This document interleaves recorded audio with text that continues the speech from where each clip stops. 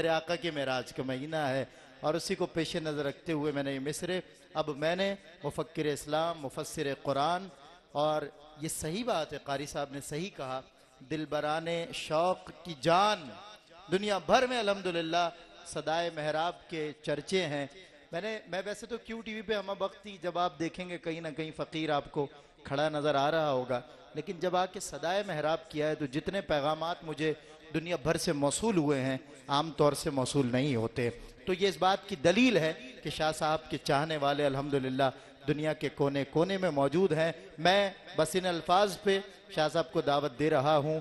رشید وارسی نے لکھا تھا، میں بندہ علی ہوں، میں بندہ علی ہوں، محبت علی سے ہے، وابستہ آج بھی میری نسبت علی سے ہے، بدر و حنین خندق و خیبر گواہ ہیں، اسلام کی رگوں میں حرارت علی سے ہے، اور تاریخ کا ہر ایک ورق ہے نگاہ میں، ہر دور میں خلوص کی قیمت علی سے ہے، اور وارث علی کی ذات سے منسوب ہوں رشید، مجھ بندہ حقیر کو نسبت علی سے ہے۔ نعرہ حیدری۔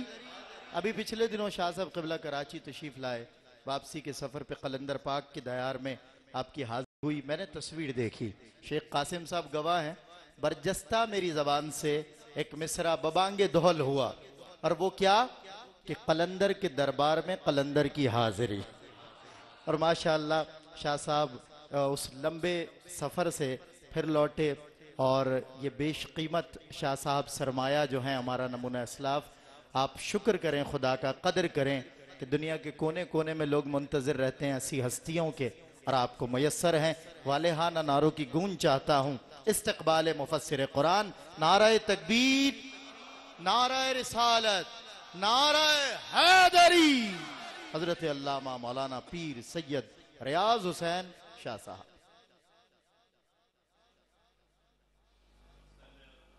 الحمد للہ الحمد للہ رب العالمین، والصلاة والسلام على سید المرسلین وعلى آل الطاہرین الطیبین واصحابہ المتأدبین، اما بعد، فاعوذ باللہ من الشیطان الرجیم، بسم اللہ الرحمن الرحیم،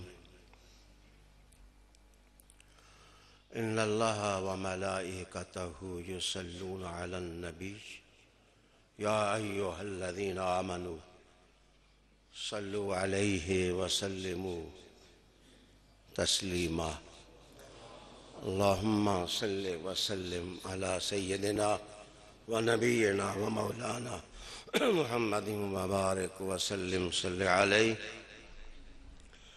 عن بریدہ رضی اللہ تعالی عنہ قال قال رسول اللہ صلی اللہ علیہ وآلہ وسلم، كنت نعيتكم عن زيارة القبور فزوروها، رواه مسلم۔ اللهم صل وسلم على سيدنا ونبينا ومولانا محمد وعلى آل سيدنا ونبينا ومولانا محمد وبارك وسلم۔ قابل احترام مشائخ، سعادات، علماء، ثنا خانان رسالت مآب صلی اللہ علیہ وسلم اور دور و نزدیک سے سننے دیکھنے والے بھائیوں، محفل کی کیفیت اور رنگ محترم قاری شاد صاحب کی نعت اور سید سلیمان گل صاحب کی نقابت نے دوبالا کیا۔ آج کی محفل کا عنوان ہے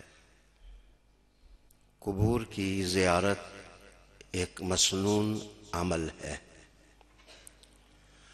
میں نے مسلم شریف کی ایک حدیث تلاوت کی ہے بریدہ رضی اللہ تعالی عنہ اس کو روایت کرتے ہیں کہ حضور صلی اللہ علیہ وآلہ وسلم نے ارشاد فرمایا کہ میں نے تمہیں پہلے پہل قبروں کی زیارت سے منع کیا تھا، لیکن اب اجازت ہے قبروں کی زیارت کیا کرو۔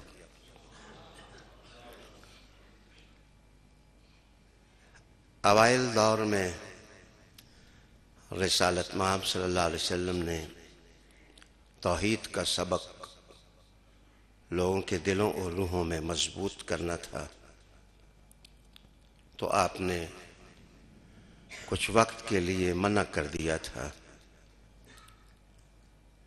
لیکن بعد ازاں رسالت مآب صلی اللہ علیہ وسلم نے اس کی اجازت دے دی،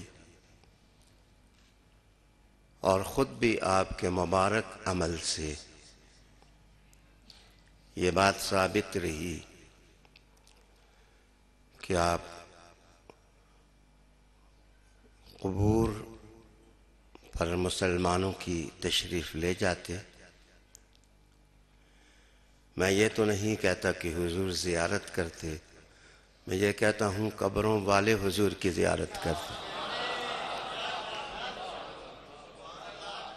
رحمت للعالمین آقا صلی اللہ علیہ وآلہ وسلم اپنے خادم و نوکروں کی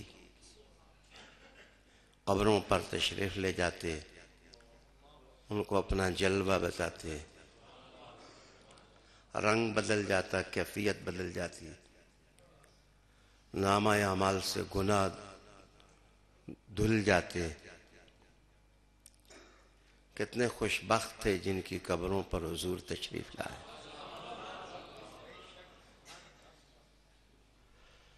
اس بات کو آگے بڑھانے لگا ہوں۔ قبر ہے کیا؟ قبر کی تعریف کیا ہے؟ اس پر میں آج انسائکلوپیڈیا آف ریلیجنز پڑھ رہا تھا۔ اس کا مؤلف لکھتا ہے کہ راغب نے المفردات میں لکھا، حوالہ راغب کا ہے، کہ فوت ہونے کے بعد جو قرار گاہ ہوتی ہے وہ قبر ہوتی ہے، خواہ بندہ پانی میں ہو یا پہاڑوں میں پڑا ہو یا مٹی میں ہو، اس کی قرار گاہ جو ہے وہ قبر ہی کہلاتی ہے۔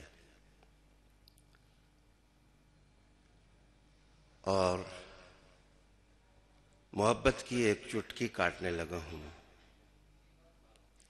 کہ قرار کا معنی تو سکون، اطمینان اور مزہ ہوتا ہے، تو قرار گاہ تو انہی کی ہوتی ہے جن کی ہوتی ہے۔ جس وقت وہ اپنی قبروں میں پہنچتے ہیں تو انہیں سکون مل جاتا ہے، ان کی آنکھیں ٹھنڈی ہو جاتی ہیں، ان کی روحیں مچل جاتی ہیں، اس لیے کہ انہیں حضور کی زیارت ہو جاتی ہے۔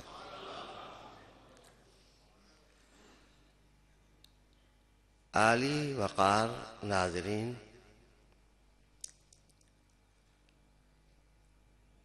زمین میں یہودی بھی اپنی میتوں کو دفن کرتے ہیں، مسلمان بھی دفن کرتے ہیں۔ پرانے زمانے میں کرسچنز بھی دفن کرتے تھے، ہندو جلاتے ہیں، اور مذہبی دنیا میں آج کل اس بات کی بڑی شہرت ہے کہ بائبل نے یہ لکھ دیا ہے کہ dust to dust and ash to ash, اس جملے کا مطلب یہ ہے کہ جلایا جائے مردہ یا دفن کیا جائے. مقصود تو یہ ہے مٹی کے ساتھ مٹی مل جائے یا خاکستر کے ساتھ جلانے کے بعد خاکستر مل جائے. Dust to dust and ash to ایش.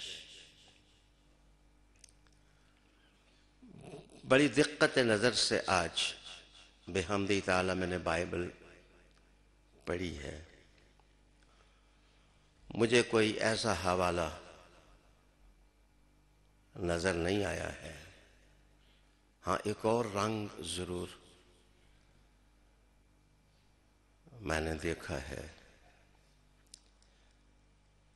کہ ہابیل اور قابیل نے جس وقت پہلا قتل زمین پر ہوا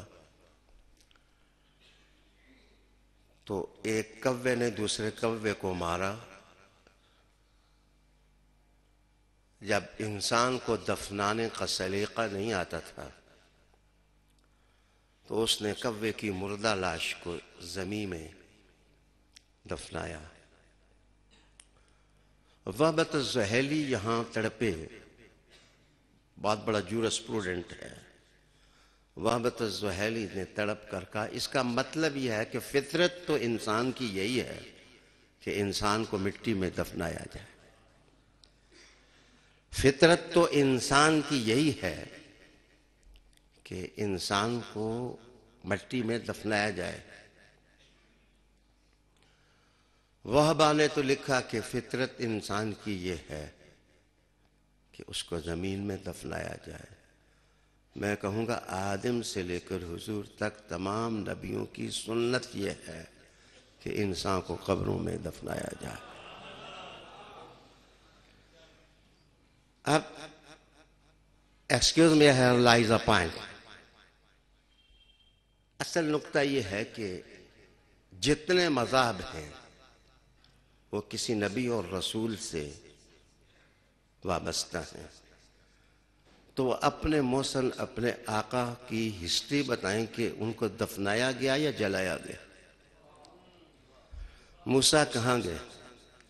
یوسف کہاں گئے؟ یحییٰ کہاں گئے؟ نوح کہاں گئے؟ یہاں جمال والے بھی زمین میں گئے، کمال والے بھی زمین میں گئے. اگر 1,23,000 نبیوں کی سنت یہ ہے،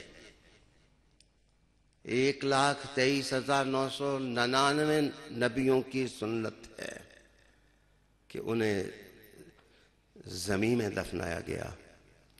یہ 24,000 اس لیے نہیں کہا کہ عیسیٰ ابھی زندہ ہیں. انہیں وفات کے بعد حضور صلی اللہ علیہ وآلہ وسلم کے پہلو میں دفنایا جائے گا. میرے دوستو، آؤ پھر اس طرف بڑھیں کہ ہمارے آقا کی سنت کیا ہے.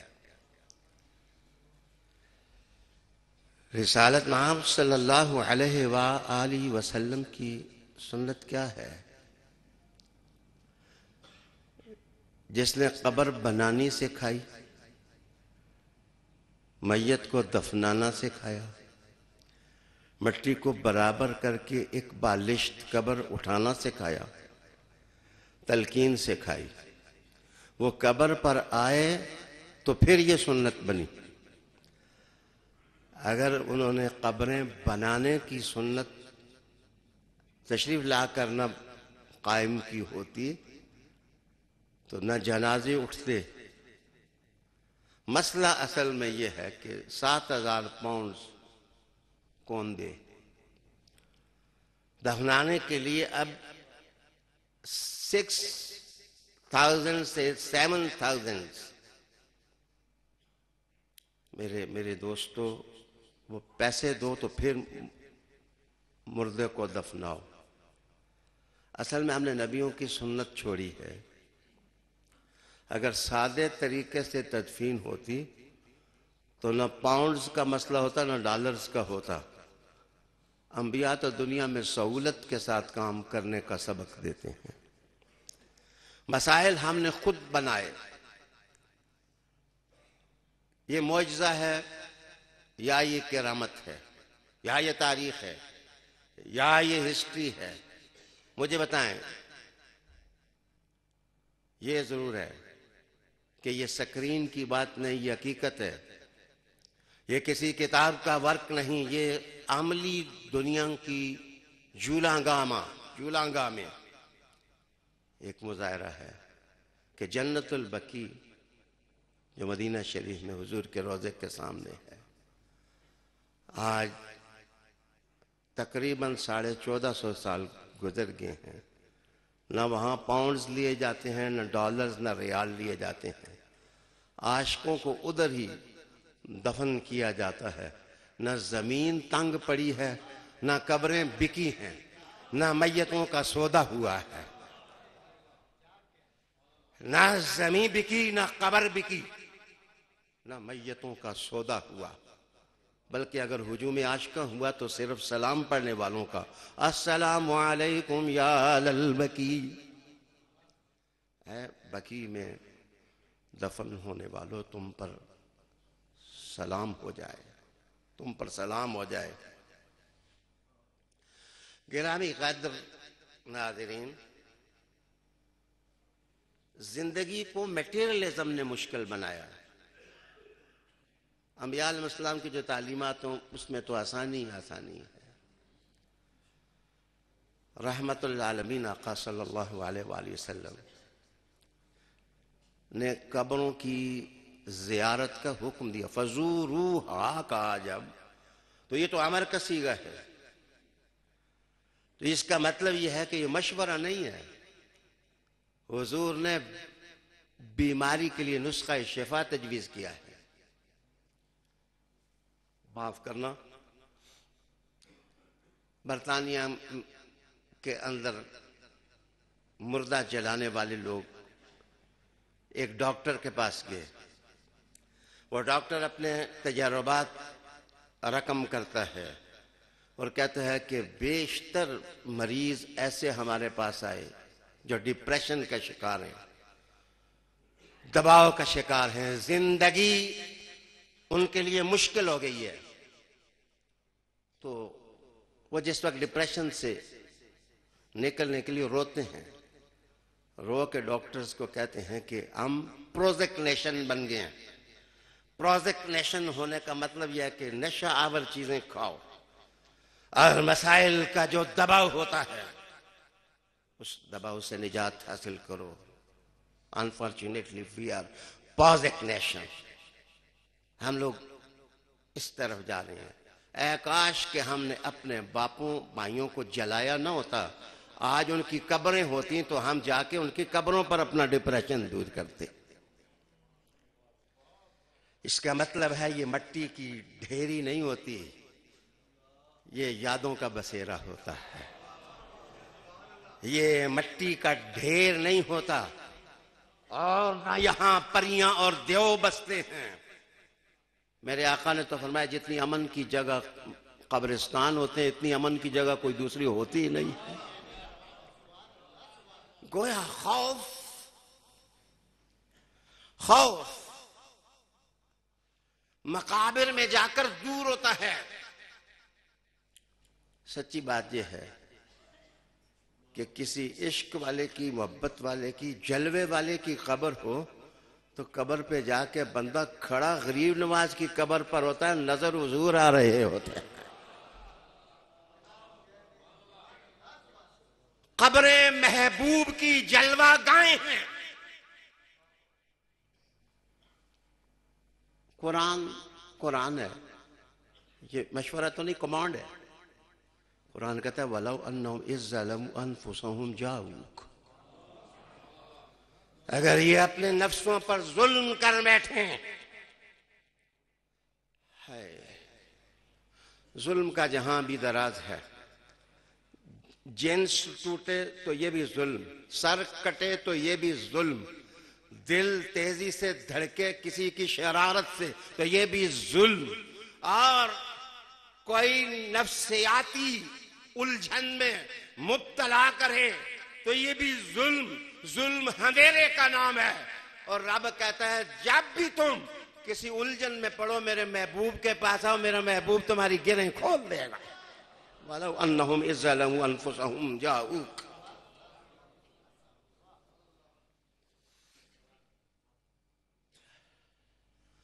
اچھا، ذوروحات سے مراد کیا ہے؟ یہ عورتوں کے لیے اجازت نہیں، صرف مردوں کے لیے اجازت. ایک موقف ہے، لیکن میری طرف دھیان. ابھی جب دھیرے دھیرے بہاراں شاداں فرحاں آپ قاری شاہد صاحب سے اولاد رسول کی بات سن رہے تھے تو ایسے لگتا تھا جیسے آپ کے ساتھ فطرت نے پر باندھے ہیں. بیٹھے تو آپ یہاں ہیں لیکن اڑ مدینہ کی فضاؤں میں رہے ہیں. میں اس بات کو پلے باندھو. حضرت عائشہ صدیقہ کے ایک بھائی کا نام تھا، ان کا اسم گرامی عبد الرحمن بن ابی بکر تھا. یہ حبشہ میں ان کا انتقال ہوا تھا. حبشہ نہیں، حبشہ. وہاں ان کا علماء کا حبشہ، عوام کا حبشہ. جس وقت وہاں ان کا وصال ہوا تو ان کی لاش اور میت کو وہاں سے مکہ منتقل کیا گیا. کیا لاش کو منتقل کیا جا سکتا ہے؟ ضرورت کے تحت کیا جا سکتا ہے. عبد الرحمن بن ابی بکر رضی اللہ تعالی عنہ کی مبارک میت کو مکہ منتقل کیا گیا. ام المومنین عائشہ صدیقہ کو مدینہ پتہ چلا تو آپ ان کی قبر کی زیارت کے لیے مدینہ سے مکہ گئیں. آپ ان کی زیارت کے لیے مدینہ سے مکہ تشریف لے گئیں. زیارت کی، کہا السلام علیکم یا دار مومنین. سلام کیا ان کو. سلام کرنے کے بعد واپس لوٹیں. مصنف عبد الرزاق کے اندر آپ اس حدیث کو پڑھ سکتے ہیں. ان سے پوچھا کہ ام المومنین آپ ادھر کدھر مکہ میں نظر آ رہی ہیں، آپ کا بسیرا ڈیرا تو مدینہ میں ہے اور آپ یہاں کیسے تشریف فرما ہوئی؟ انہوں نے تمہیں معلوم ہے عبد الرحمن کا انتقال ہو گیا تھا، ان کی میت میرے بھائی کی یہاں آئی تھی تو میں ان کی قبر پر ان کو السلام علیکم کہنے آئی ہوں. اچھا معاف کریے، یہاں تھوڑا سا ڈفرنس ہے مسلمانوں کی سوچ کا اور دوسرے لوگوں کی سوچ کا. وہ دوسرے لوگ سمجھتے ہیں بندہ مر جاتا ہے تو مویا مردود، نہ فاتحہ نہ درود. وہ کہتے ہیں بندہ مر جو گیا، مٹی جو ہو گیا، تو وہ اس لیے کہتے ہیں کہ ان کے نزدیک نو لائف، زندگی کا کوئی تصور ہی نہیں ہے. لیکن میرے مصطفیٰ نے قبروں پر جا کے السلام علیکم کہہ کے کہا کہ اگر یہ زندہ ہیں، عوام کا عالم یہ ہے تو خواص کا عالم کیا ہوگا؟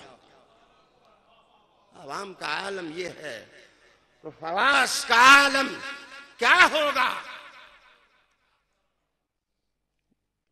ویسے بھی کہنے ہیں بندہ سویا ہوا ہو نا تو اس کو سلام نہیں دینا چاہیے. سویا ہوا جو ہے تو اس کو کہو گے السلام علیکم تو بندہ اٹھ جائے گا، ڈسٹرب ہو جائے گا، اس کی نیند خراب ہو جائے گی. اس لیے سوئے ہوئے بندے کو سلام نہیں دینا چاہیے. لیکن جو قبر میں ہو وہ سویا ہوا نہیں، مردہ نہیں ہے، وہ جاگ رہا ہے. اس لیے حضور نے کہا السلام علیکم. السلام علیکم.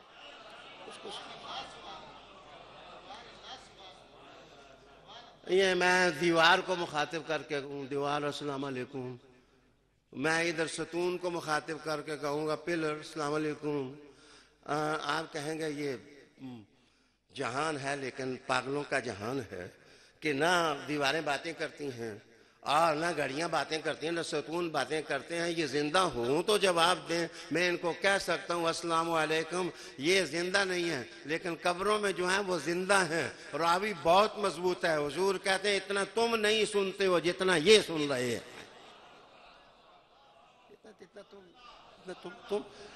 تم نہیں.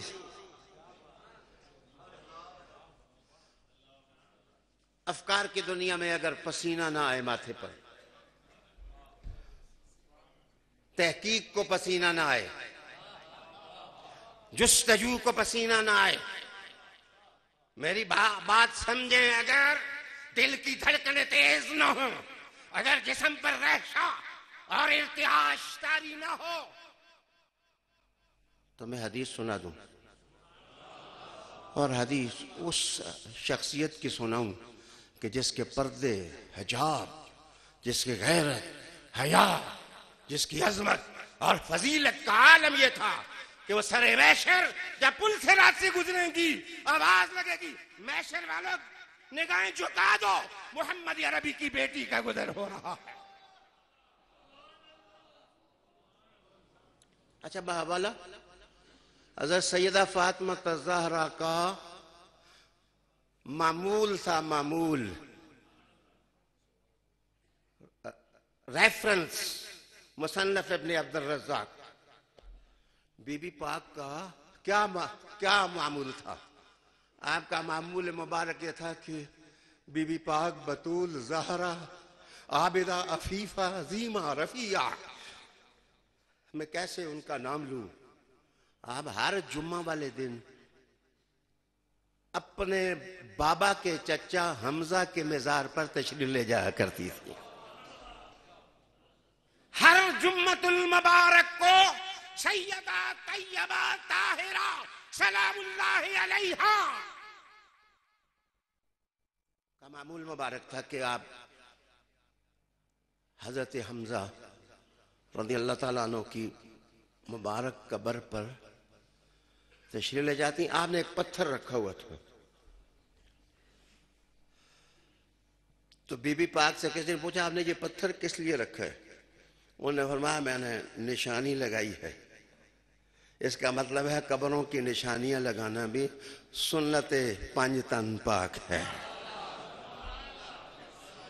قبروں کے نشان مٹانے کا حکم اسلام نہیں دیتا، نشان بنانے کا حکم دیتا ہے. ہاں، میں خوش طبع کرنے لگا ہوں کہ یہ ایک بالشت کیوں اٹھایا جاتا ہے؟ قبر کو ایک بالشت اٹھانا، تو یاد رکھنا رسالت محمد صلی اللہ علیہ وسلم کہتے ہیں کہ جس وقت بازو دھو وضو میں تو کونیوں تک، کونیوں سمیت بازو کا دھونا یہ فرائض 4 گانا میں سے ایک ہے. تو کہتے ہیں یہ جو حد ہے یہ آگے بڑھنے کے لیے یا پیچھے رہنے کے لیے؟ یہ نور الانوار اور اسی طرح بزدوی وغیرہ آپ علماء کو پڑھیں کہ یہ اصل میں آسانی کے لیے کہ ادھر تک دھو لو، یہاں تک دھونے کی. کہیں کوئی آدمی یہ نہ کہے اور تو ہور دو تو کہیں وضو غسل نہ بن جائے، اس لیے حد قائم کی. کبھی کبھی سوچتا ہوں حضور نے بالشت کہا، انہوں نے کہا اللہ کے بندو کرما والو اتنا نشان تو بناؤ. اس کا مطلب ہے قبر کا مٹانا سنت نہیں ہے، قبر کا بنانا سنت ہے. اور قبر پر جانا بھی حضور ہے. عائشہ صدیقہ مدینہ سے مکہ گئیں بھائی کی قبر کی زیارت کے لیے. فاطمہ زہرا زہرا زہرا بطول وہ تشریف لے جاتی تھی. حضرت سیدنا حمزہ رضی اللہ تعالیٰ عنہ کو مزار پر ایک پتھر بھی رکھا تھا اور جا کے کہتی تھی السلام علیکم یا ام النبی، اے نبی کے چچا جان السلام علیکم. اس کا مطلب ہے قبر میں رشتے ناتے ختم نہیں ہوتے. ماں ماں ہوتی ہے، باپ باپ ہوتا ہے. قبور کے اندر پہنچنے پر رشتے ناتے ختم نہیں ہوتے، میرے آقا نے فرمایا جس شخص نے اپنی ماں اور باپ کی دونوں کی یا ان میں سے ایک کی قبر کی زیارت کی اور سلام کیا تو آواز آتی ہے کہ یہ جس کی قبر پر اس کا بیٹا سلام کر رہا ہے آج کے دن اس کو بری کر دیا گیا. معاف کریے، ماں کی قبر کی زیارت کرنا، باپ کی قبر کی زیارت کرنا، حضور کے چچا کی قبر کی زیارت کرنا، بقیع والوں کی قبور کی زیارت کرنا رحمتیں دیتا ہے، برکتیں دیتا ہے. اپنی اولاد کی قبر پر جانا، اللہ اللہ. ایک باپ اپنے بیٹے کی قبر پر کھڑا ہو کے اس نے یہ جملہ کہا، پدر خاک بریزت برگور پسر. اس باپ کی حالت دیکھو جو اپنے بیٹے کی قبر پر وہ خاک ڈالتا ہے، خاک ڈالتا ہے. بلکہ تھوڑا سا اگر رک سکو تو میں ایک اور حدیث کا حوالہ دوں آپ کو. حضور پھر قبر پر سلام ہی نہ سکھاتے، حضور کہتے کہ ایک جناب مٹھی میں مٹی اٹھاؤ اور قبر پر ڈالو، بسم اللہ علی ملت رسول اللہ. مجھے دھیمے لہجے میں آپ سے کہنا ہے کہ فاطمہ الزہرا زیارت کر رہے ہیں، مسئلہ اپنی جگہ مسئلہ ہے. رسالت میں آپ صلی اللہ علیہ وسلم میں بہت زیادہ قبروں کی زیارت کرنے والیوں پر لعنت. بعض لوگ ادھر اڑے ہوئے پھنسے ہوئے جمے ہوئے ہیں، اللہ ان کی حالت پر بھی رحم کرے. اور جن لوگوں نے یہ کہا کہ بی بی پاک جا سکتی ہیں، عائشہ صدیقہ جا سکتی ہیں، تو قبروں کی زیارت کرنے میں کیا حرج ہے؟ حضور نے کہہ جو دیا فزوروہا، زیارت کرو، اور کسی کو ہو نہ ہو. عائشہ صدیقہ ارشاد فرماتی ہیں، میں متن حدیث کا آپ کے سامنے لانے لگا ہوں. وَعَنْ عائشہ رضی اللہ تعالی قالت کانا رسول اللہ صلی اللہ علیہ وسلم کلما کان لیلتها من رسول اللہ صلی اللہ علیہ وآلہ وسلم. ام المومنین کہتی ہے جس وقت میری باری ہوتی حضور میرے گھر تشریف فرما ہوتے تو فرماتے ہیں کہ جس وقت رات کا آخری حصہ ہوتا تو یخرج من آخر اللیل الی البقیع، حضور آہستہ سے بقیع کی طرف تشریف لے جاتے. فَيَقُولُ السلام علیکم دار قوم مومنین. ہائے جب سحری کے وقت لوگ خراٹے بھر رہے ہوں، یہ آقا کتنا محسن ہے اپنی امت کا کہ آپ بقیع جا کر کے کہتے ہیں السلام علیکم، میں تمہیں سلام کرنے آیا ہوں، میں تمہیں سلام کرنے آیا ہوں.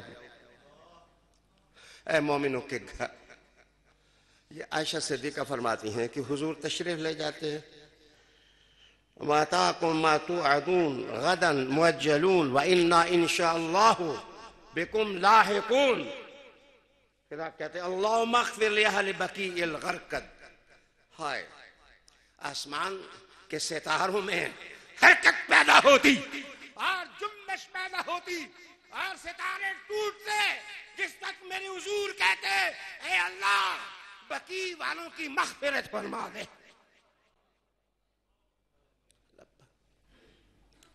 میرے دوستو، یہ شہر خاموشاں ہے. میرے خیال میں وقت بنانے کے لیے کچھ اچھے سونے جمالیاتی بندے کا انتخاب کر کے، خواہ وہ داتا صاحب ہوں، خواہ وہ غریب نواز ہوں، خواہ وہ بہاؤالدین نقش بند ہوں، خواہ وہ سلطان الفقراء والعارفین بھائی الحق ہوں، یا مشائخ اوج ہوں، یا حسن بصری ہوں، یا صحابہ ہوں رضی اللہ تعالی عنہم. میرے ہمیں جا کے السلام علیکم کہنا. میرے حضور کی حدیث ہے کہ اگر عام قبرستان میں کسی کی قبر پر جا کے کہہ دو السلام علیکم تو دنیا میں جو آدمی آپ کو پہچانتا ہے وہ قبر سے کہتا ہے وعلیکم السلام، میں نے تمہیں پہچان لیا، میں نے تمہیں پہچان لیا ہے. اس کا مطلب ہے یہ حوالے. میری آواز میرا ساتھ نہیں دیتی وگرنہ میں قاری شاہد کی طرح پڑھتا. یہ حوالے، یہ جو معتبر حوالے ہیں نیک نیک لوگوں کے، اللہ والوں کے. بچے یہ نہ سمجھو کہ ان کے پاس آنے والا کچھ لے کے نہیں آتا. یاد رکھنا اگر نبی السلام علیکم کہے تو میں سمجھتا ہوں کائنات ساری جھولی میں ڈال دی، اور جب نبی قبر میں آرام کر رہا ہو وعلیکم السلام کہہ دو. آنے والے کو وہ کہنے وعلیکم السلام، وہ وعلیکم السلام.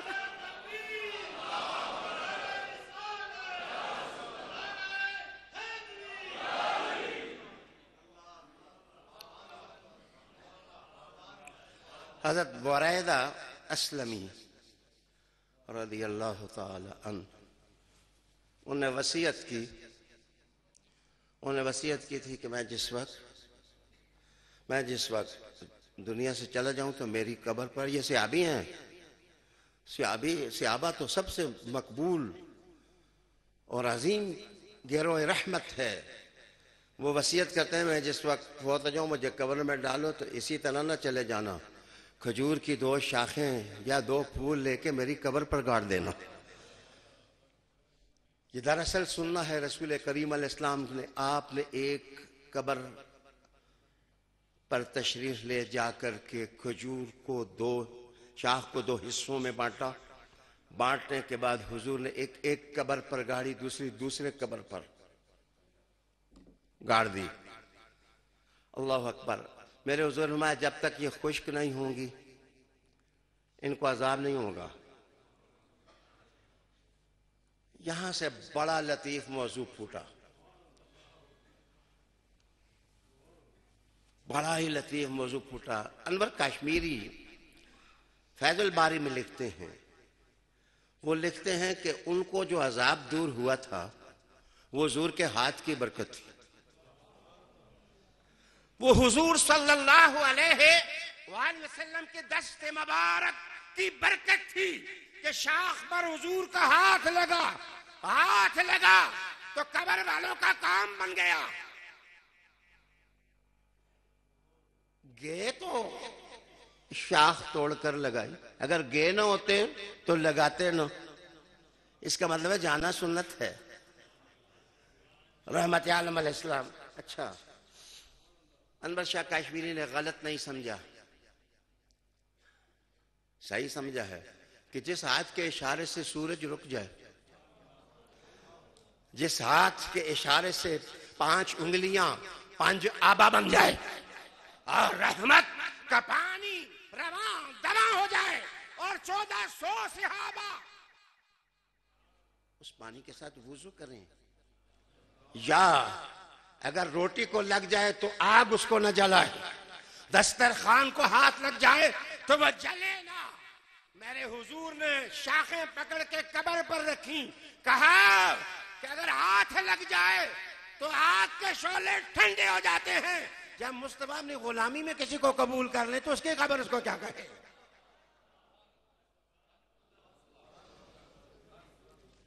میرے دوست سامعین ناظرین، کہتے ہیں ہاتھ کی برکت تھی. جس کی انگلی کے اشارے سے جناب ماہ کا کلیجہ پھٹ جائے، چیر جائے اور وہ 2 لخت ہو جائے، جس کی انگلی کے اشارے سے. ہائے ہائے، میرا رخش خیال کہاں سے کہاں قرآن مجید کی سیر کرتا ہوا سورہ فتح کی طرف بڑھ گیا. تم نے اس ہاتھ کی برکت کا اندازہ نہیں لگایا. حضور ہاتھوں پہ رکھیں تو رب کے ید اللہ فوق ایدیہم، یہ ہاتھ محمد کا نہیں، یہ ہاتھ خدا کا ہاتھ ہے. ید اللہ فوق ایدیہم، ید اللہ فوق ایدیہم. پھر حضور صلی اللہ علیہ وسلم نے یہ کیوں کہا کہ یہ شاخیں؟ حضور کو پتا تھا کہ ہر قبر پر میں نہیں جاؤں گا، قیامت تک میرے دیوانے، میرے نوکر فوت ہوتے رہیں گے. ان کو نصیحت کر کے جانا چاہیے. کوئی ہاتھ والا آ جائے اور پھول ہی قبر پر رکھ دے تو اللہ اس کے ہاتھ کی برکت سے بھی اس کو معاف کر دے گا. گرامی قادر ناظرین، حاضرین، سامعین، اپنی زندگی میں کوئی ایسا بندہ ضرور اتارو جو تبدیلی لائے. یہ وہ تبدیلی نہیں بینک تجوری بھرنے والی، کوئی ایسی تبدیلی لے آئے کہ جس وقت تم قبروں میں جاؤ تو حضور تمہیں پہچان، یہ میرا غلام ہے، یہ میرا غلام ہے. ایک حدیث شریف میں نے پڑھی، ایک شخص سے پوچھا گیا یہ سامنے کون ہے؟ اس نے کہا ہیہات ہیہات لا ادری، میں تو نہیں جانتا یہ کون ہے. تو فرشتوں نے گرز اٹھائے تو حضور نے ہاتھ آگے کیے اور کہا کہ یہ مجھے نہیں پہچانتا، میں اس کو پہچانتا ہوں. یہ مجھے نہیں پہچانتا، میں اس کو پہچانتا ہوں، اس کو پہچانتا ہوں. ابھی سید سلیمان گل کراچی سے میرے آنے والے مہمان ہیں، محبت ہے ان سے، مجھے ان کی مجھ سے بھی ہے پیار کا رشتہ. ایک حدیث شریف پڑھی کہ من زارا قبری وجبت لہو شفاعتی. من زارا قبری وجبت لہو شفاعتی، جس شخص نے میری قبر کی زیارت کی، جس شخص نے میری قبر کی زیارت کی اس کے لیے میری شفاعت واجب ہوئی. اگر مسجد نبوی شریف کی زیارت اللہ نصیب کرے تو آپ واہ واہ ترتیب دیکھیں گے ترکوں کی کہ باب السلام سے آپ داخل ہوں تو پہلے یہ حدیث آتی ہے لکھی ہوئی، من زار قبری وجبت لہو شفاعتی، جس نے میری قبر کی زیارت کی میری شفاعت لازم ہوگی. فوراً بندے کو خیال آتا ہے کہ شفاعت کے پھول تو نیکوں کے لیے ہیں، ولیوں کے لیے ہیں، غریب نواز کے لیے ہیں.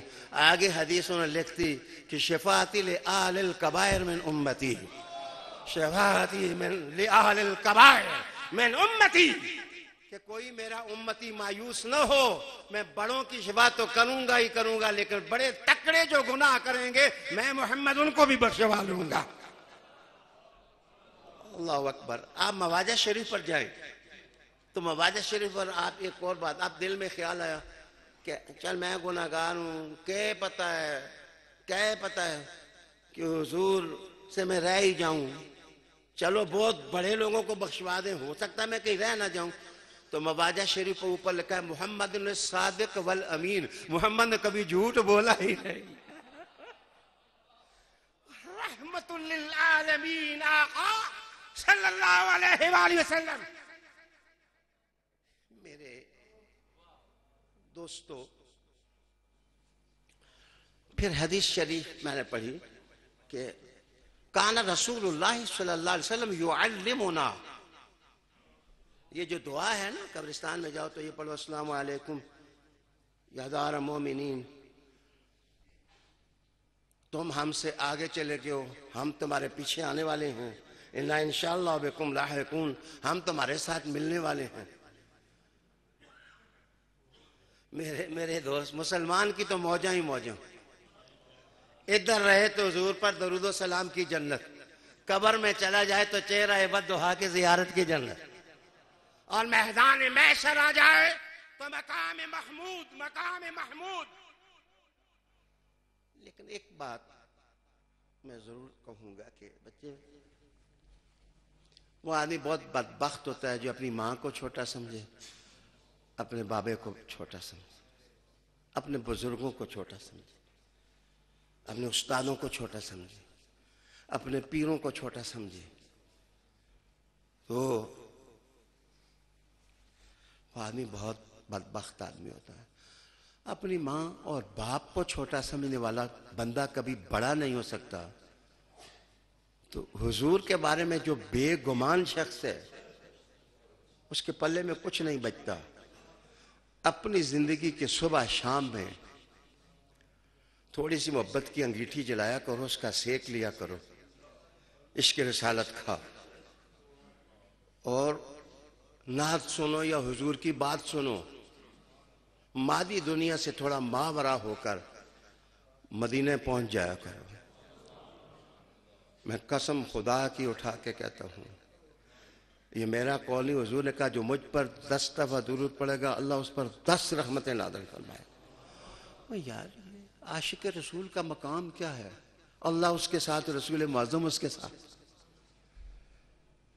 جو بشکیا کوچہ ہے دیوار یار میں، اس بوریے پہ تخت سلیمان نثار ہو۔ وقت کا میزانیہ سامنے رکھتے ہوئے، وگرنہ احادیث تو سینکڑوں ہیں جو میں آپ کو سناتا۔ شب برات کو بھی تو حضور اٹھ کر چلے گئے تھے۔ کہاں گئے تھے؟ قبرستان ہی گئے تھے، دینے کے لیے گئے تھے۔ اور حضور جب دعا سکھا رہے تھے تو یہ کہہ رہے تھے ان کو دیا ہی نہیں جاتا، ان سے لیا بھی جا سکتا ہے، ان سے لیا بھی جا سکتا ہے۔ عائشہ صدیقہ پیچھے سے گئی تھی تو پھر واپس آ گئی فوراً۔ آپ نے بستر میں لیٹ کے چادر اوڑھ لی تو حضور واپس آئے تو ام المومنین کے ساتھ بات ہوئی تو حضور نے کہا وہ جو ایر سا تھا وہ تو تھی؟ ایر سایہ پچھاواں، جس کو آپ پچھاواں کہتے ہیں۔ حضور نے کہا میرے عقب میں جنت البقیع کے اندر وہ جو پچھاواں سا تھا وہ تو تھی۔ اس کا مطلب ہے کہ عورت پچھاواں بن کے جائے لیکن کبھی کبھی جائے اور احترام اور اچھے ماحول میں جائے تو کوئی حرج نہیں۔ قبروں والوں سے صرف مرد ہی فیض یاب نہ ہوں، عورتیں بھی ہوں، لیکن احتیاط۔ میں نے کہا اچھا جو پچھاواں ایر سا تھا وہ آپ تھی؟ جی یا رسول اللہ میں ہی تھی۔ پھر حضور فرمایا میری امت والوں کو پہنچا دینا کہ آج کی رات میری امت میں سے اتنے لوگ معاف کیے جاتے ہیں جتنے بنو کلب کی بکریوں کے بال ہیں۔ یہ موضوع عرض مجھ پر کہ حضور نے بنو کلب کا نام کیوں لیا؟ اصل میں یہ یزید دے مامیاں دا قبیلہ ہے۔ یزید کے جو مامو جان تھے میسون کے بھائی، یہ ان کا قبیلہ ہے بنی کلب۔ میرے حضور نے سادات کا مقام بتایا کہ تم سادات آل محمد کو کیا سمجھو، شب برات ان کی رات ہے، بقی آئے ہیں تو ان کو سلام کیا ہے۔ میں محمد کی بشارت سن لو کہ آج کی رات بنو کلب کی جتنی بکریاں ہیں نا، بکریاں ان کے اتنے بال نہیں ہیں جتنا محمد مصطفیٰ کے امتی معاف کیے جائیں گے۔ میرے دوست، میرے بھائی، وقت اختتام کو پہنچا۔ آج کے دن الحاج عبدالرؤوف صاحب جو ARYQ TV کے روح رواں ہیں، ان کے والد صاحب کی برسی بھی منائی جا رہی ہے۔ تو انہیں بڑا لطیفہ سنایا کہ ایک دفعہ مجھ سے کسی نے پوچھا آپ کے والد کون تھے؟ انہوں نے کہا ولی تھے۔ تو آپ کا اسم گرامی یعقوب ولی تھا۔ تو اللہ تعالیٰ ان کی مغفرت فرمائے، درجوں میں اضافہ کرے۔ اور آپ کے لیے بھی میں دعا کرتا ہوں اور نصیحت کرتا ہوں کہ مزارات پر جایا کریں بچے، اسلام کیا کریں۔ میں نے کل بھی کسی جگہ کہا کہ ڈاکٹر کے پاس جا کے مرض بتانا پڑتا ہے کہ میری یہ بیماری ہے، اس کی دوا دے دیں، تو روحانی لوگوں کے پاس بتانا نہیں پڑتا، وہ خود ہی جان لیتے ہیں۔ ان کی نظر اور نگاہ جس وقت پڑتی ہے تو ظلمت اجالے میں بدل دیتی ہے۔ دعا کرو۔ لیکن قاری شاہد صاحب سے ابھی سن کے ہماری تسلی یا تسلی نہیں ہوا ہے، تو انشاءاللہ دعا کے بعد ان سے سنیں گے۔ اللہم ربنا آتنا فی الدنیا حسنہ وفی الآخرۃ حسنہ وقنا عذاب النار وادخلنا الجنۃ مع الابرار۔ یا اللہ آج کے دن یہ جتنے بیٹھے ہوئے ہیں، دیکھ رہے ہیں، سن رہے ہیں، یا اللہ سب کے ماں باپ کی مغفرت فرما دے، سب کے ماں باپ کی مغفرت فرما دے، یا اللہ ان کی بھی مغفرت فرما دے۔ آج کی دعا یہ ہے انہیں بھی معاف کر دے، ہمیں بھی معاف کر دے، انہیں بھی معاف کر دے، اللہم آمین۔ خصوصاً کچھ لوگوں نے کہا ہے کہ ہمارے ماں باپ کے لیے دعا کریں، فوت ہوئے، اللہ انہیں بھی معاف کرے، حاجی صاحب کے والد گرامی کو بھی، ان کے رشتہ دار، خیش، اقارب، سب کی مغفرت فرما دے۔ وصلی اللہ تعالی علی رسول خیر خلقہ وآلہ وآل بیتہ۔ عشق نبی میرے دل میں بھی سما جانا، عشق نبی میرے دل میں بھی سما جانا، عشق نبی میرے دل میں بھی سما جانا۔